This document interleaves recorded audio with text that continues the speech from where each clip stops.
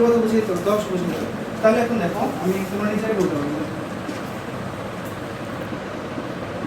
ধরো এরকম আসছে তাহলে এটা দিয়ে তারা ধরো একদিন কোনো একদিন দেয়ালের বই এরকম করে লিখছে তাহলে এদের কত বুঝাবে বলো তো একটা দাগ দিয়ে কত বোঝাই 1 বোঝাই তাহলে কয়টা দাগ আছে 2টা না তাহলে এরকম কয়টা দাগ আছে 2টা তাহলে 2 বুঝাবে এরকম কয়টা আছে 2টা আছে একটা দিয়ে কত বোঝাই 100 বুঝাই তাহলে 2টা দিয়ে কত বুঝাবে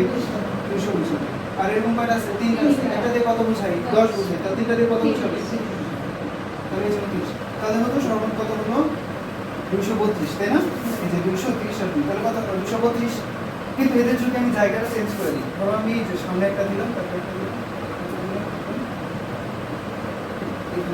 দেখো এখানে যে যা যা আছে এখানে কিন্তু আমি সব সেম লিখছি কিন্তু জায়গাগুলো পরিবর্তন করে দিচ্ছি তাই না তাহলে তো জায়গা পরিবর্তন করে দেওয়ার কারণে এদের কি মান পরিবর্তন দিচ্ছে না মান একই আছে তাহলে এই যে এখানে কয়টা আছে 2টা আছে না তাহলে 2 এর কয়টা আছে 3টা আছে তাহলে কত 30 আর এটা কয়টা আছে 2টা তাহলে কত 200 তাহলে আবার দেখো কত 232 আর যখন আমি এদের জায়গা পরিবর্তন করে দিচ্ছি তখন কি মান সেম আছে নাকি মানে আলাদা হয়ে গেছে মান কিন্তু সেম আছে তাই না তাহলে কি এদের জায়গাগুলো গুরুত্বপূর্ণ যে কোথায় বসছে সেই জায়গাটা কি গুরুত্বপূর্ণ কিন্তু না কিন্তু ধরো তোমাকে 532 টাকা দেওয়া হলো আর হচ্ছে 235 টাকা দেওয়া হলো তোমাদের কিছু বলা হয় তোমরা কোনটা নিবা তাহলে কি বলবো কোনটা নিবা এটা নিবা না এটা নিবা উপরেরটা নিবা না কোনটা নিবা 532 টাকা নিবা তাই তো যদি বলা হয় কোনটা দিবা কাউকে তোমার ছোট ভাইকে ঈদ সালামি কোনটা দিবা উপরটা দিবা না নিচেরটা দিবা নিচেরটা দিবা কিন্তু খেয়াল করে দেখো এখানেও 532 আছে এখানেও কিন্তু 532 আছে তাই না কিন্তু জায়গাগুলো কি সেম নাকি জায়গাগুলো আলাদা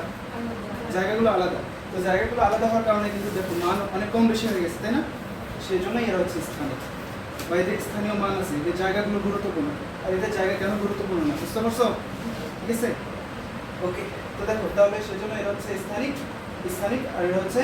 অস্থানিক কেন স্থানিক কেন অস্থানিক ঠিক আছে ওকে তো সবাই খাতায় হচ্ছে যে যতটুকু আমি লিখছি এইটুকু এগুলো ঠিক আছে